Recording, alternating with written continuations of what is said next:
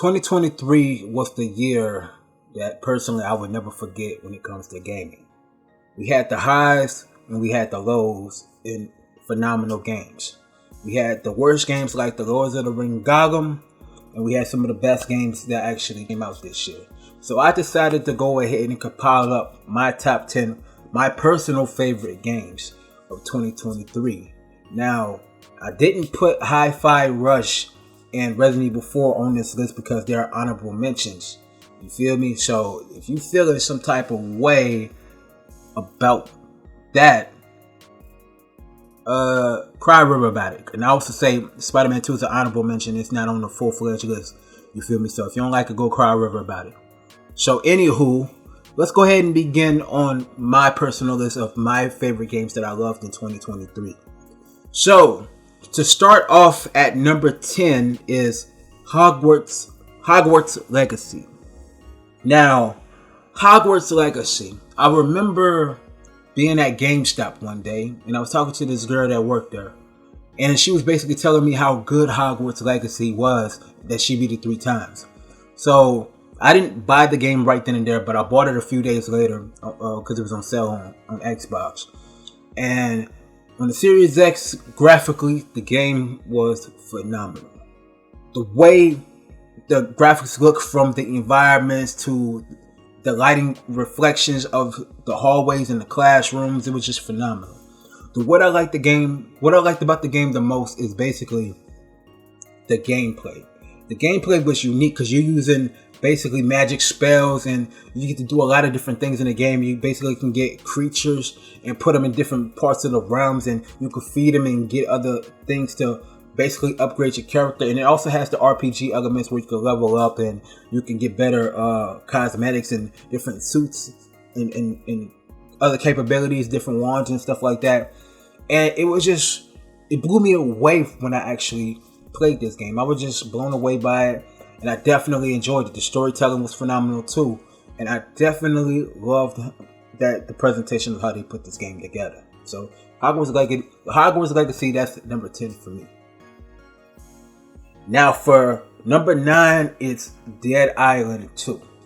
Now, Dead Island 2 was announced, I believe, back in 2013 or 2014, I don't remember. But that game was going through some development hell until Dan Buster actually finished the game off. And that's the same people that did Homefront Revolution, which that game was mid. But Dead Island 2, when I first played it, bruh, killing zombies was fun as hell. I'm not going to sit there and hold y'all.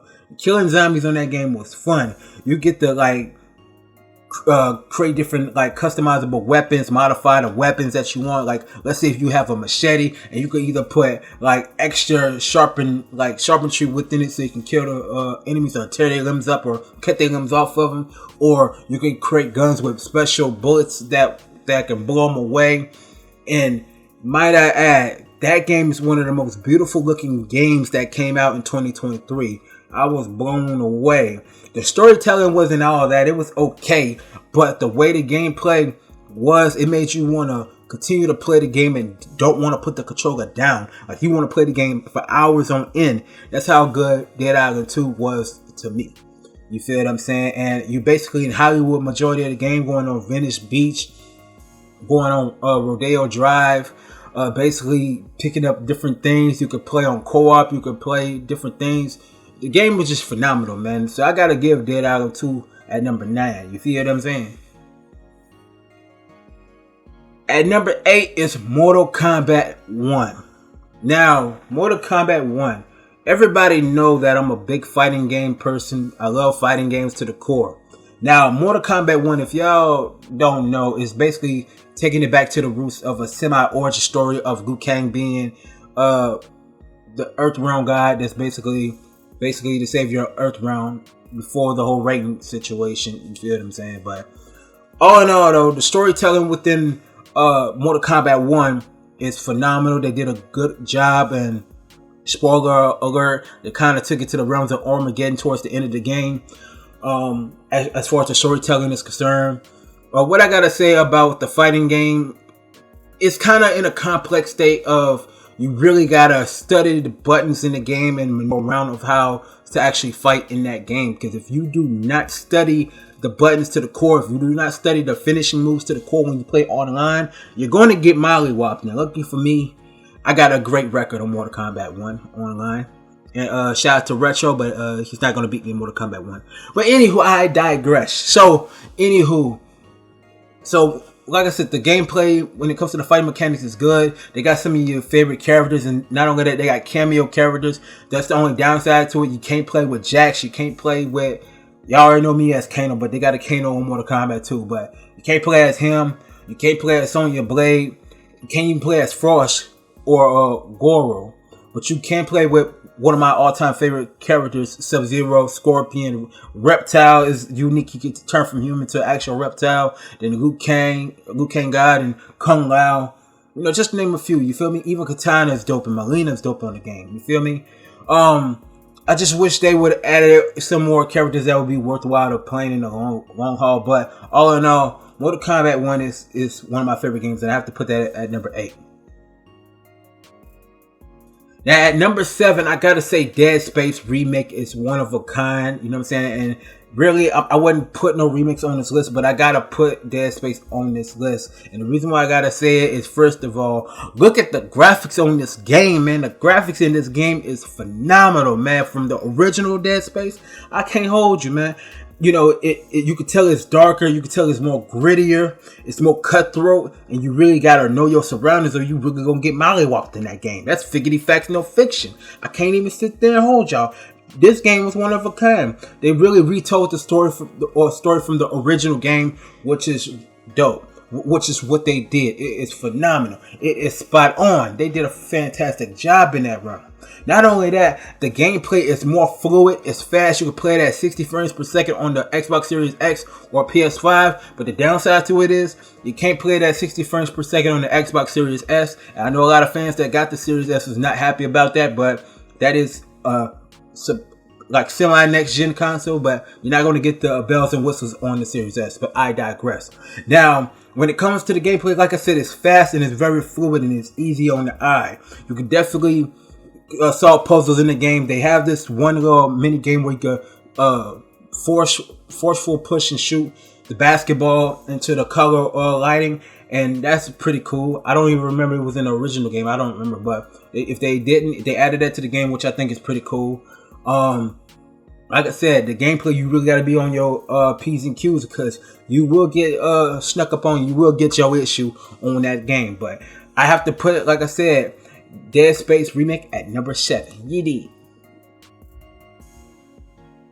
Now at number 6, I gotta put Street Fighter 6 at number 6. And what I gotta say, that game, it hit different. You feel me? And the reason why I say it hits different is based off the fact, and this is figgity facts, no fiction.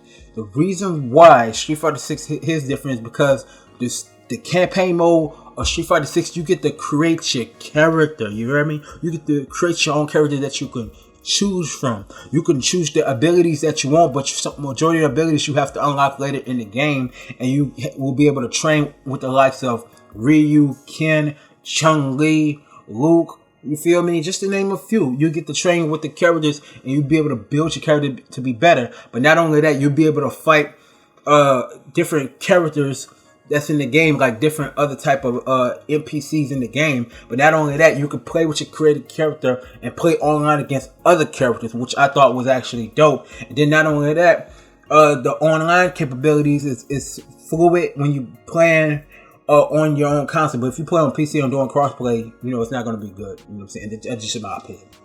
But Street Fighter 6 is one of a kind, and I definitely enjoyed the fighting game for what it is. I can't wait to see more. They might do Super Street Fighter 6 or Ultra Street Fighter 6. You never know what they're going to do. But Street Fighter 6 is my number 6 choice. You did. Now at number 5, I definitely got to put Bomb Rush Cyberpunk on that list, man.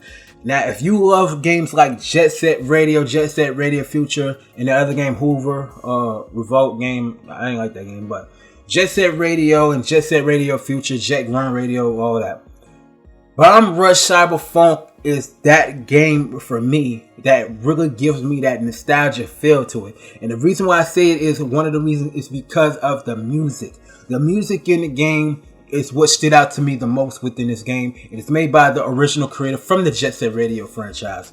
And I definitely love the game. You could play with regular inline skates. You could play on the bike, and you could play on a skateboard, which is different. You could do tricks. You could do the graffiti work. You could you could fight against enemies on foot, slide, everything, and you could use the graffiti to get them off you, the police off of you. So this game right here, Bomb Rush Cyberfunk, man, that was that game for me. I definitely enjoy it. It is one of a kind, and that if you want that Jet Set Radio itch until the newest one comes out, Bomb Rush Cyberfunk is that game. And I ain't lying, that's figgity facts, no fiction, you did. Coming at number 4, I got to say Remnant 2. And the reason why I gotta say Remnant 2, honestly, I became a huge fan of Remnant when I played the first Remnant game. It was on Game Pass, matter of fact. I played the Remnant on Game Pass, and I became a fan of it because I do love the Dark Souls element to it, you know what I'm saying, to a degree. But the only difference between the Dark Souls elements and all the other games is you can either use melee or you can shoot your enemies with the guns in the actual game, which I liked about it. The game is a little bit difficult, even if you got guns or whatever, but you could definitely upgrade your character. You could buy different weapons. You could buy different type of customizable weapons that's worthwhile. That's, I could say, like, wow, I definitely cannot stop playing this game. You could play by yourself or you could play in co-op mode. And you got a deep, rich story to it, and it's phenomenal when it comes to Remnant 2. And it's made with Unreal Engine 5. So since it's made with Unreal Engine 5, the graphics going to stand out, and it's going to pop, and it's going to be good on your TV or on your gaming monitor for sure. So when it comes down to it, though, the only drawback that I have to actually say about Remnant 2 is that there is none. The game is one of a kind, and I definitely love it. That's why I got to put it at number 4. Number 3 is Alan Wake 2. And the reason why I say Alan Wake 2 is at number 3. Like, I'm going to be honest with you. The gameplay wise, there's some elements in the game that does tend to get a little bit boring. I'm not going to sugarcoat it. It'll get a little bit boring, but in the long run, it ends up being that game that you will want to play. What really caught me off guard is that performance that when you play as Alan Wake, you have to go through the stage segment where they're doing a little performance joint, which I thought was weird as hell, but the game it's made to be what it is. It's slow paced. You really got to be on your P's and Q's, especially when you're in the forest. With Saga, you basically have to make sure you collect your guns, know the puzzles, solve nursery rhymes, all those others are jiving. Sometimes it does get a little bit frustrating, but the sweetest joy is the rewards behind the end of the frustration when it comes to Alan Wake 2. The story of it is pretty decent, and it's just different in its own way. But I enjoyed it to a degree, so that's why I put it at number 3.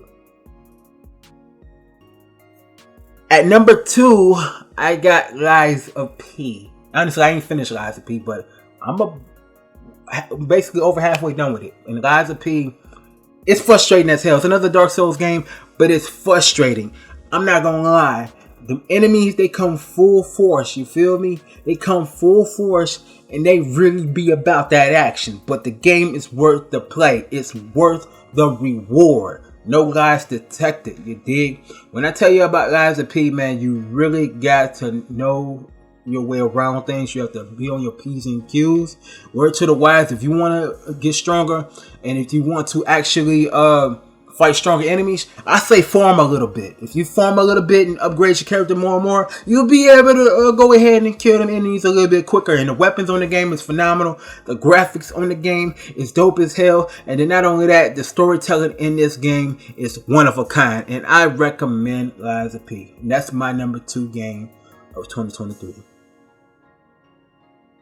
Now, my number 1 game that I loved throughout 2023 was Star Wars Jedi Survivor. And the reason why I say I love Star Wars Jedi Survivor is that was one hell of a game.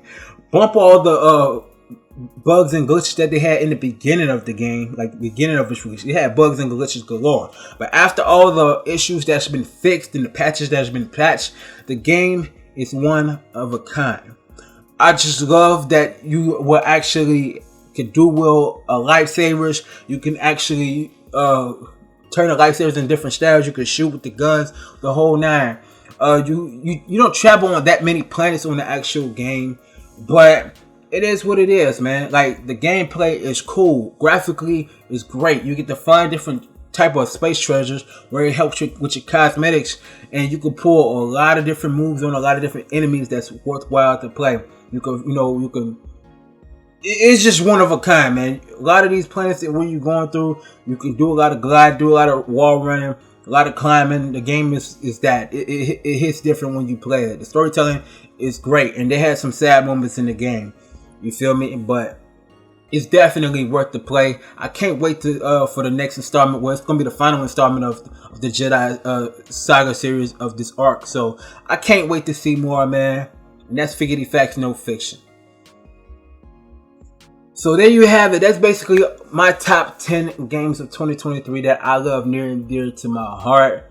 Man, if you like what you heard, make sure you go ahead and comment below. If you don't, comment below. Make sure you like, share, comment, subscribe. Hit the post notification bell for when I drop these videos. You dig? Let's get it. Let's go. I'm out.